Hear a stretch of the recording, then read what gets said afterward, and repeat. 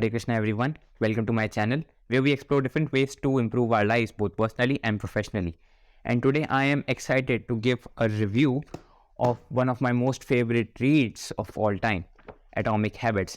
I will be also sharing some of the key principles which I had from this book, the key learnings which really helped me through. So let's get inside. We are always told to go for good habits instead of following the bad ones.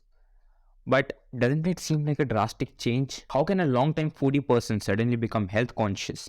Or what about an introvert? How can this person become a person who is really great at starting and managing conversations with other people around? Let's see if this really is a drastic change with reference to this book. But firstly, let's begin by defining what actually a habit is.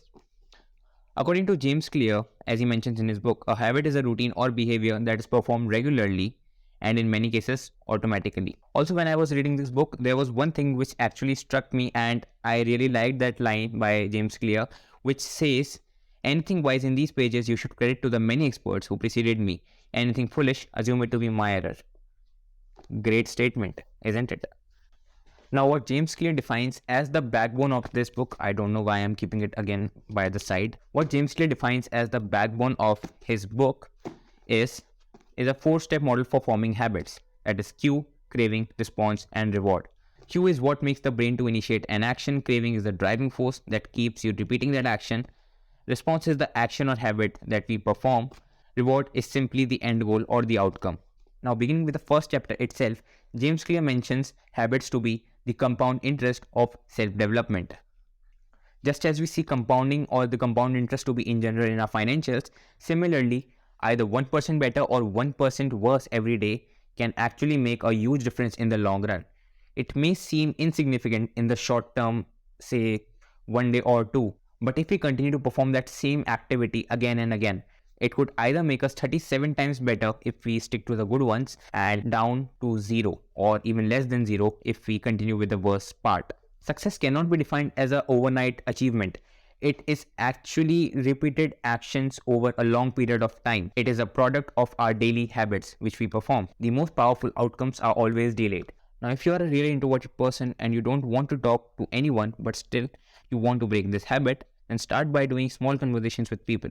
Try to speak in a group, or if sadly you don't have one, then just start talking a little bit more with anyone you like, and when you are comfortable with this small talk, then try to increase this conversation.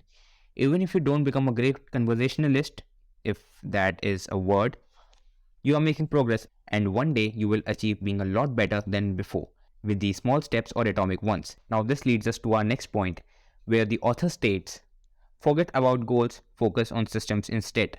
But before progressing any further, what are these goals and systems? What is the difference between the two?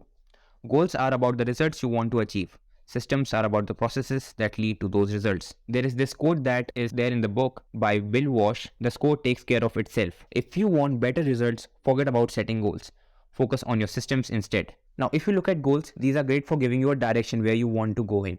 But actually, the progress will be through the systems. I really like this line in the book where the author says, "The purpose of setting goals is to win the game. The purpose of building systems is to continue playing the game." This is the commitment to process that determines your progress. Now you see, habits are just the fundamental units or the atoms of our lives. Each one of these fundamental units contributes to the overall development. So that was it for this video. I just wanted to share all the learnings from this great book, and I hope you liked the video. And if this video added some value to your life, make sure to hit the like button, subscribe to this channel, and I'll see you guys in the next one. Bye bye. Radhe Radhe.